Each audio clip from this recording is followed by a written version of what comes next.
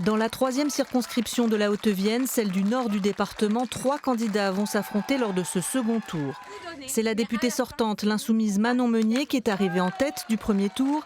Candidate investie par le nouveau Front populaire, elle a recueilli 35% des suffrages. Avec seulement 184 voix d'écart, c'est le candidat du Rassemblement national, Albin Fréchet, qui est arrivé en 2e position. Le responsable départemental du parti d'extrême droite a rassemblé 34% des voix. Enfin, lui aussi qualifié pour le second tour, le LR Gilles Toulza, adjoint au maire de Couzex et vice-président de Limoges Métropole, a recueilli 26% des suffrages. Il a choisi de se maintenir sous la bannière de l'Alternative républicaine. C'est donc une triangulaire qui attend les électeurs de la 3e circonscription de Haute-Vienne pour ce second tour. Et avec nous sur ce plateau, Albin Fréchet, conseiller régional de Nouvelle-Aquitaine et candidat du Rassemblement national. Manon Meunier, députée sortante LFI, Nouveau Front populaire. Et Gilles Toulza, adjoint au maire de Couzex, candidat de l'Alternative républicaine. C'est l'alliance de la droite auviennoise.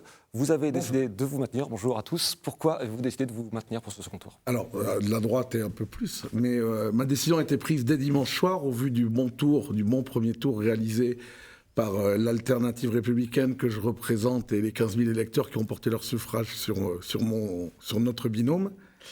Notre volonté, c'est uniquement de donner un choix dimanche à toutes les femmes et les hommes de cette 3e circonscription, libres de leur choix, pour voter pour un candidat consensuel, apaisant, respectueux de tous et qui sera dans l'action dès lundi prochain. Manon Meunier, qu'est-ce que vous en pensez de ce maintien de M. Toulza ? Écoutez, je pense que l'heure est assez grave en réalité dans ce pays puisque nous avons l'extrême droite qui est aux portes du pouvoir.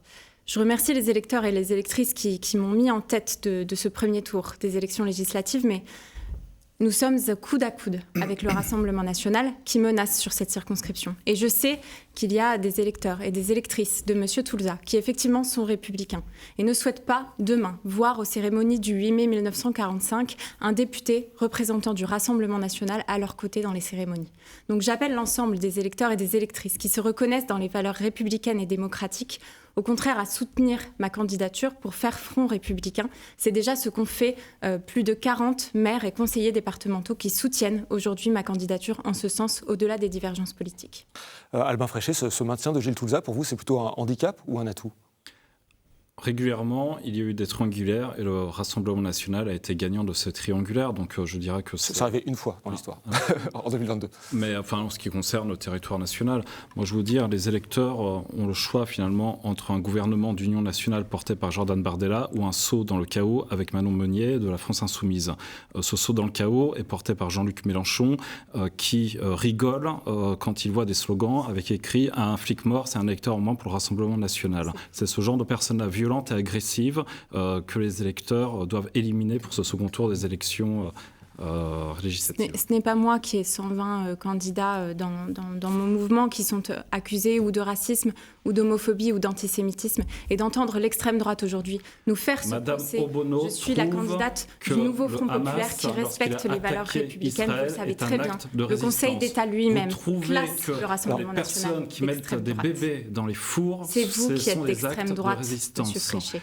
C'est contre vous que nous devons faire front républicain. Est-ce que vous êtes allé, oui ou non, à des manifestations interdites à Sainte-Soline, avec des personnes qui avaient des cocktails Molotov, qui les lançaient sur les forces de l'ordre, qui détruisaient l'outil de production des agriculteurs. C'est vous et certainement pas moi. Non, alors, je sais qu'effectivement, ce sont des polémiques que vous essayez de mettre sur la table depuis maintenant, que vous avez essayé aussi, M. Toulza, laissez répondre à Manon Meunier. De mettre sur la table depuis maintenant 4 semaines. Ce que vous défendez ici, dans ce modèle, ce sont des centaines de millions d'euros, effectivement, pour produire ces méga-bassines qui vont retomber dans les Deux-Sèvres, qui vont retomber dans d'autres territoires et qui ne retomberont jamais dans le Limousin. Laissez-moi finir, Monsieur Fréchet, je vous en prie. Meunier, et qui ne retomberont... Laissez-moi finir, Monsieur Toulza. Écoutez, vous pouvez ne pas... Est-ce que vous pourriez me permettre de terminer, s'il vous plaît, mon explication? Monsieur Toulza, laissez répondre à Manon Meunier, s'il vous plaît. Une manifestation qui était interdite. Monsieur Toulza. Avec votre écharpe de Monsieur Toulza, je vous passe la parole juste après. Manon Meunier, répondez. La violence en vous rendant une manifestation. Bien, laissez-moi terminer, s'il vous plaît. Je vous en prie.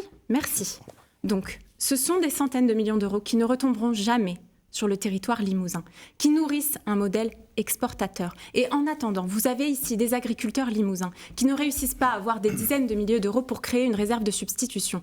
Ce que vous défendez à travers ce modèle, ce sont des centaines de millions d'euros d'argent public qui fuient en dehors de la France parce que ça entretient un modèle exportateur. Et aujourd'hui, j'ai 180 agriculteurs et agricultrices à mes côtés qui appellent à voter pour moi, qui appellent à voter pour ce que j'ai fait pour la loi agricole depuis maintenant 2 ans. Parce que je suis engagée, aux côtés des agriculteurs et des agricultrices de ce territoire depuis 2 ans pour m'opposer au traité de libre-échange. Chaque année, mais est-ce que vous savez comment a fondu le cheptel au vin?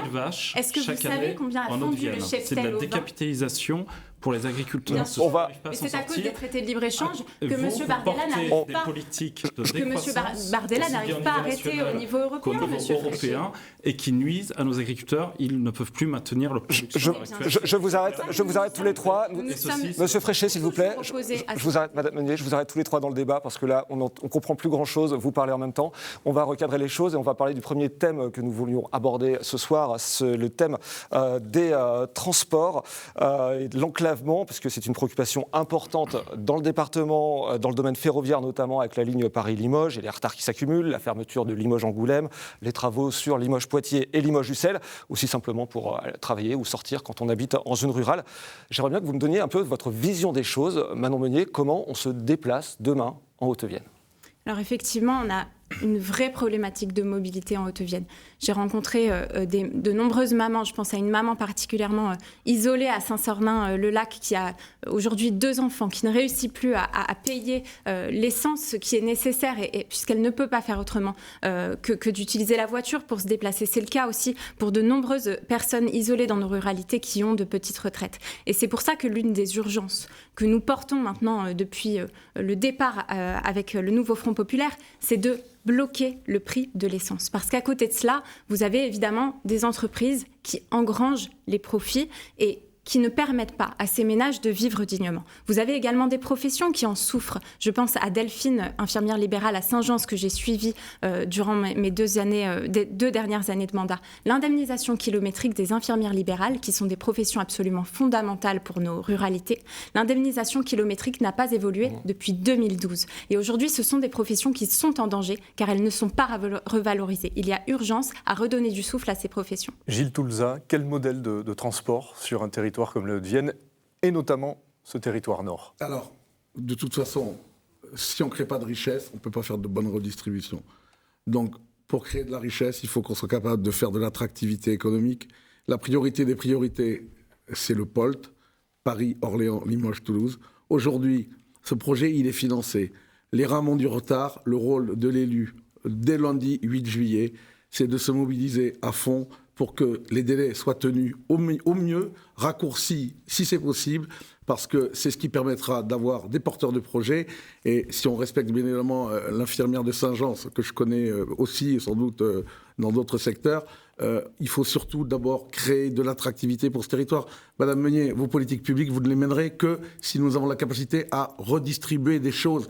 Et pour redistribuer les choses, il faut que le territoire soit en capacité de le faire. En effet. Monsieur Fréchet, quel est votre modèle ? Les transports sont absents du programme qui est sur Internet du Rassemblement national. Quelles sont vos propositions ? Alors déjà, je tiens à revenir sur le blocage du prix du carburant. Je trouve qu'il ne faut pas bloquer le prix du carburant, il faut le diminuer. À 1,70 € au gazole, c'est beaucoup trop cher. Il faut qu'il diminue. Et donc pour ça, nous proposons la baisse de la TVA sur le prix du carburant de 20% à 5,5%. En ce qui concerne le développement du territoire de la Haute-Vienne, il y a, je pense, 3 grands axes sur lesquels nous devons travailler. Le premier, c'est la ligne Paris-Limoges par train.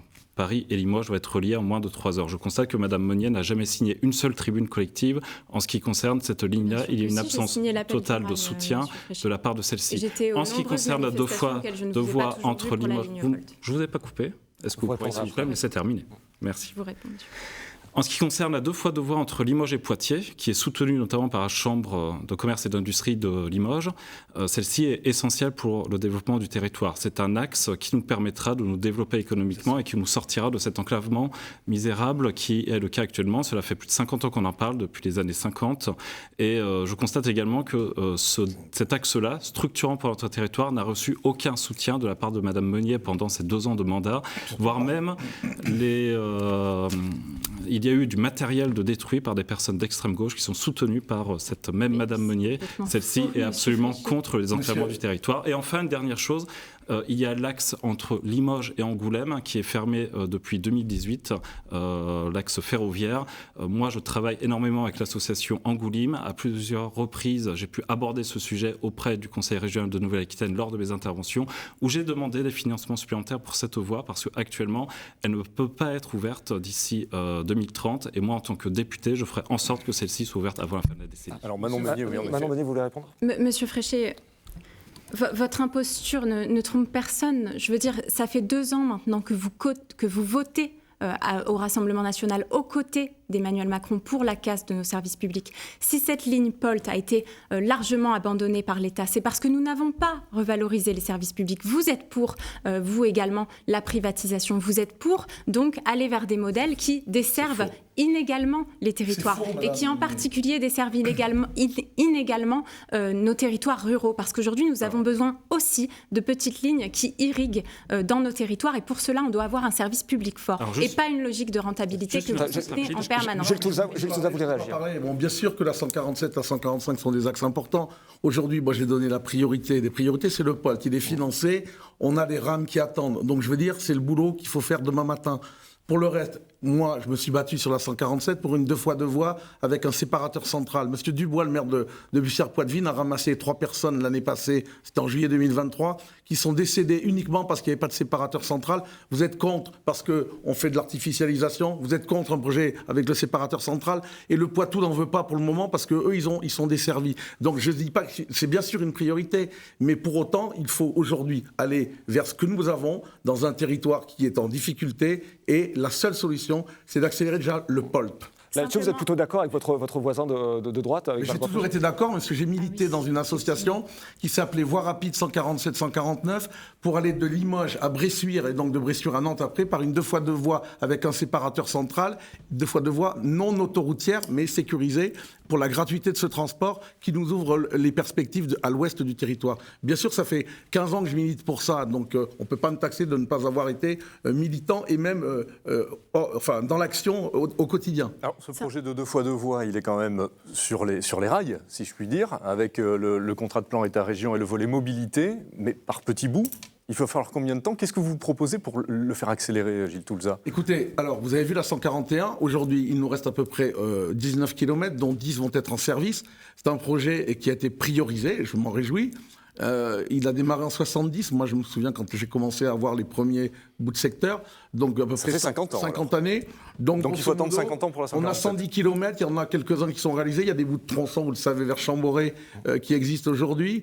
Il y a les 6 premiers kilomètres qui sont programmés, mais on n'en voit pas le démarrage. Donc, c'est un projet qui va durer encore des dizaines d'années, bien évidemment, bien au-delà de ma vie terrestre, mais c'est comme ça. Alors, toutes ces questions nous mènent à un autre sujet, puisqu'on va avancer, on va avancer dans ce débat, monsieur Fréchet. Juste une question à Madame Meunier qui m'a attaqué concernant la privatisation du rail. Qui a privatisé le rail en Nouvelle-Aquitaine ? Vos amis socialistes de la région. Donc je n'ai pas de leçon à recevoir de vous, parce que nous, groupe Rassemblement National, nous avons voté contre la privatisation du rail. Et ce sont vos amis socialistes du groupe Monsieur Fréchet, si vous êtes nouveau élu, Front vous serez populaire député qui ont voté pour la et privatisation. vous verrez Donc qui un peu vote la d'humilité, privatisation. un peu de modestie, vous n'avez pas que des alliés de votre groupe. Monsieur Fréchet, vous n'êtes pas candidat au Conseil régional aujourd'hui, vous êtes candidat à l'Assemblée nationale. Ah oui, j'ai un bilan. Moi, j'ai un beau bilan en tant que Conseil régional. Et j'ai un bilan sur la protection des services publics. Énormément de projets, et je ferai en tant que député encore davantage. J'ai un bilan concernant la protection des services publics, puisque je me bats depuis 2 ans sur le territoire. J'ai organisé à l'Assemblée nationale, y compris sur le sujet de la ligne POLT, une réunion transpartisane avec les différents acteurs pour faire en sorte de convoquer le ministère et de faire avancer ce dossier. Donc je pense maîtriser la chose plus que vous, monsieur. Nous allons avancer dans ce débat avec d'autres sujets qui intéressent les électeurs de vos circonscriptions, c'est l'environnement. Alors le réchauffement climatique a accentué les intempéries ces dernières semaines. Des touristes meurent de chaud en Grèce. Une importante sécheresse a touché la région l'été dernier. La biodiversité s'effondre. Alors, Albin Fréchet, le Rassemblement national prône une écologie de bon sens. Est-ce que le bon sens, ce ne serait pas de tout miser sur l'écologie ? Alors, l'écologie doit être un domaine transversal qui concerne chaque politique publique. Moi, je refuse l'écologie punitive qui vise à chaque problème à instaurer une nouvelle taxe. On l'a vu notamment sur le carburant. On disait les Français consomment trop de carburant. On va mettre une taxe pour augmenter le prix du carburant. et nous allons leur faire diminuer leur consommation. Moi, je cherche des solutions alternatives, notamment ce qui concerne l'hydrogène. Je pense que nous avons des ressources en France qui sont abondantes et il faut pouvoir stabiliser cette exploitation-là et la mettre en œuvre ensuite. Donc il y a de la recherche et développement à faire dans cette technologie-là, ce que je défendrai à l'Assemblée nationale. Il faut également réduire notre empreinte carbone parce qu'au niveau des importations, la moitié de notre empreinte carbone en France est due à nos importations. C'est-à-dire que ce que nous sommes capables de produire en France, nous l'importons. On prend par exemple le sujet de l'agriculture, ou à travers les traités de libre-échange. Nous préférons importer du lait de Nouvelle-Zélande, nous préférons importer du bœuf aux hormones d'Amérique du Sud, ou encore du poulet javellisé des États-Unis, pour à la fin atterrir dans notre assiette. Or, la France est une grande nation agricole et nous sommes capables de produire nous-mêmes ce genre de produits. Et je veux dire, on parle d'environnement ou d'agriculture? Alors là, pour l'instant, on parle d'environnement. Et je vais donner la parole à Gilles Toulza, qui a aussi des propositions. C'est pour ça qu'il faut relancer notre économie, et qu'il faut relocaliser notre économie, ce qui nous fera faire moins d'importations, et donc du coup, nous aurons un bilan carbone plus faible. Alors, sans parler des importations, Gilles Toulza, vous êtes élu à Couzex, la ville s'étend. Comment, par exemple, un élu peut lutter contre l'artificialisation des sols dans une commune de votre agglomération, de la circonscription? Il y a des schémas qui s'imposent. On en a parlé déjà la semaine passée. Il y a un SRADET, un schéma régional, et puis après, il y a un PLU, bientôt intercommunal. Il y a le CIEPAL qui gère ce PLU intercommunal et qui va de toute façon limiter les artificialisations de sol. Donc, de toute façon, de ce point de vue-là, une commune comme Couzex devra cotiser. J'ai dit la semaine passée, mais je voudrais quand même revenir après. Je vais vous faire gagner du temps parce que je vais traiter le développement économique et l'environnement en même temps. La semaine passée, j'ai parlé du SMIPAC, qui est le parc d'activité de la Croisière, où le SRADET s'applique de la même façon. Et quand on veut développer le Nord-Haute-Vienne, on réduit de façon drastique, à peu près de 40 hectares, une possibilité de mise en œuvre de nouvelles industries, de pratiques industrielles et de sociétés qui pourraient arriver dans le Nord-Haute-Vienne et bien sûr contribuer au développement. Après, on ne va pas faire que du misérabilisme. Et je vous dis, je vais concentrer les choses. Je voudrais parler de deux sujets.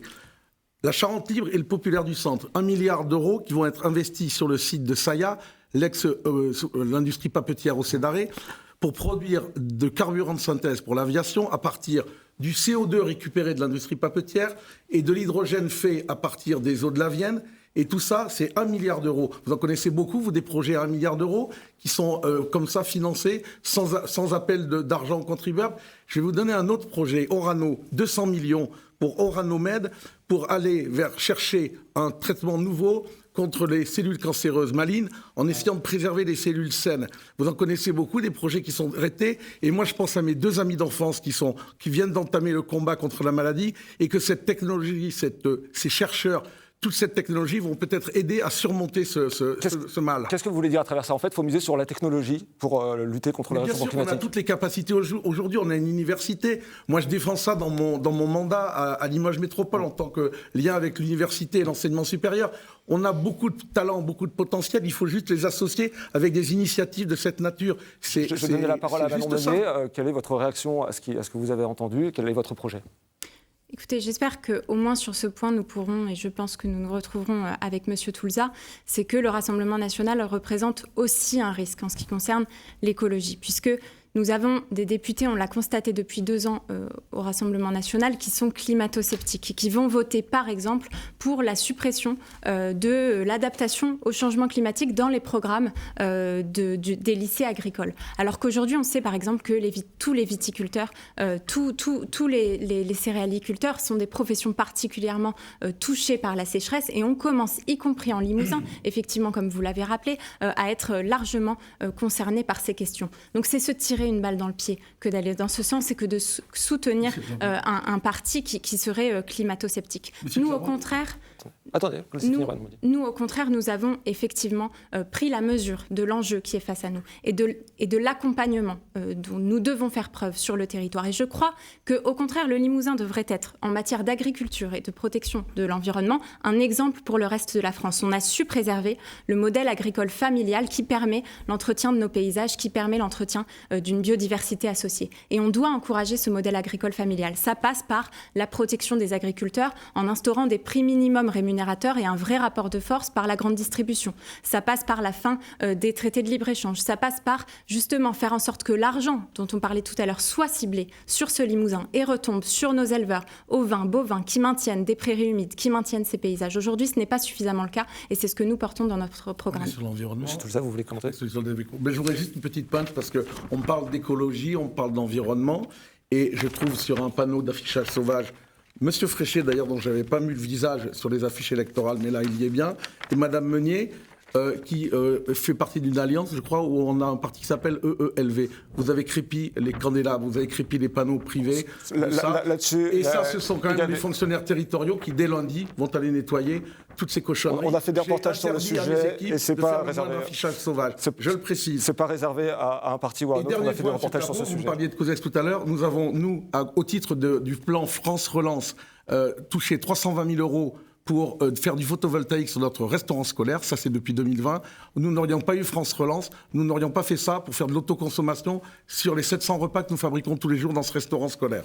Nous avançons dans ce débat et je voudrais parler culture avec vous. C'est un sujet qui est peu abordé. Des acteurs de la culture du Limousin se mobilisent aujourd'hui, notamment à Villefavard ou à Bellac. 140 signatures pour dire, face au danger que représente l'extrême droite pour le vivre ensemble, pour le respect des droits à la libre expression de toutes et la cohésion de nos territoires. Albin Fréchet, comment vous réagissez à cette mise en cause du monde de la culture auviennois ?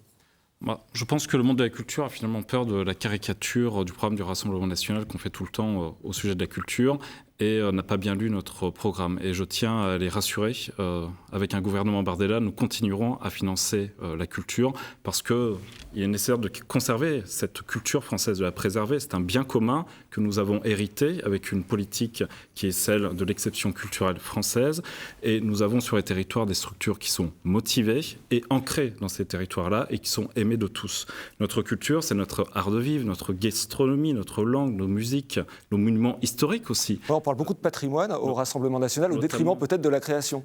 Et la création est importante. Et par contre, au niveau de la création, effectivement, nous refusons toute subvention à la vulgarité, au racisme ou encore à la haine anti-flic.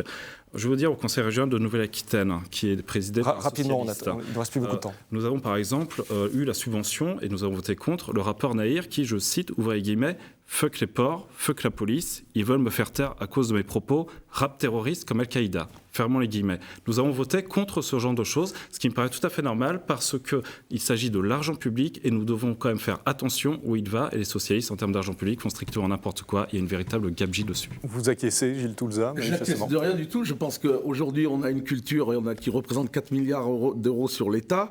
Localement, on a une offre locale qu'il faut bien sûr pérenniser. On a des gens qui sont des intermittents du spectacle qu'il faut encourager, bien sûr, et surtout permettre de financer, peut-être avec des recettes différentes, plus en provenance du privé, et notamment des médias privés, bien évidemment.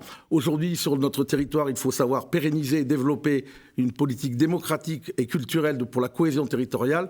On a de l'offre rurale, vous avez parlé de Villefavard, il y a Bellac, il y a le Blues Festival. On a une offre urbaine avec une scène conventionnée qui existe, qui n'est pas remise en cause. On a une maison des arts de la danse, je finis. On a des musées qui contribuent au rayonnement de la ville, et y compris du département, si je pense à Rochefort. Tout ceci doit être impérativement préservé. Je ne vois pas en quoi on toucherait à ça, enfin je l'espère. Moi en tout cas, bien évidemment, ce n'est pas moi qui vais lutter contre ce qui existe aujourd'hui et qui sert utilement le territoire. Il nous reste 1 minute 30. Manon Meunier, votre réaction à cette tribune? Oui, en effet, ne prenez pas les auteurs de cette tribune pour des imbéciles, Monsieur Fréchet. Je les ai rencontrés, moi, personnellement, au cours de mon mandat, et ils savent très bien ce que représente le programme du Rassemblement national par rapport au monde de la culture. Ils savent que partout où passe le Rassemblement national, ce sont des casses de subventions pour les associations culturelles. C'est une forme de censure qui s'applique. On a déjà eu l'extrême droite au pouvoir dans ce pays, et je sais que la plupart des électrices et des électeurs s'en souviennent. J'aimerais ajouter sur ce point aussi que l'une des premières mesures du Rassemblement national est la suppression de l'audiovisuel public sur lequel nous sommes aujourd'hui, sur France 3 Limousin, sur France Bleu Limousin. Pas les émissions régionales. Et vous nous dites que vous êtes les défenseurs de la ruralité, mais c'est cet audiovisuel public, ce service de l'audiovisuel public qui couvre le mieux les ruralités que nous devons conserver. Et encore une fois, c'est pour ces raisons que vous avez parlé tout à l'heure de culture, on va devoir conclure, Manon Meunier. C'est pour ces raisons que plus de 40 maires et conseillers communautaires, municipaux, conseillers départementaux appellent à soutenir ma candidature pour faire front républicain. On se quitte sur ce point. Merci beaucoup à tous les trois d'avoir répondu à notre invitation pour ce débat. La campagne se poursuit. Tout de suite, nous passons au dernier débat de cette soirée exceptionnelle. Nous nous intéressons à l'unique circonscription de la Creuse. La députée sortante termine deuxième au premier tour, loin derrière le candidat de droite qui est soutenu par le Rassemblement national. Et ce sera à nouveau une triangulaire. Annick Demars nous décrit les enjeux.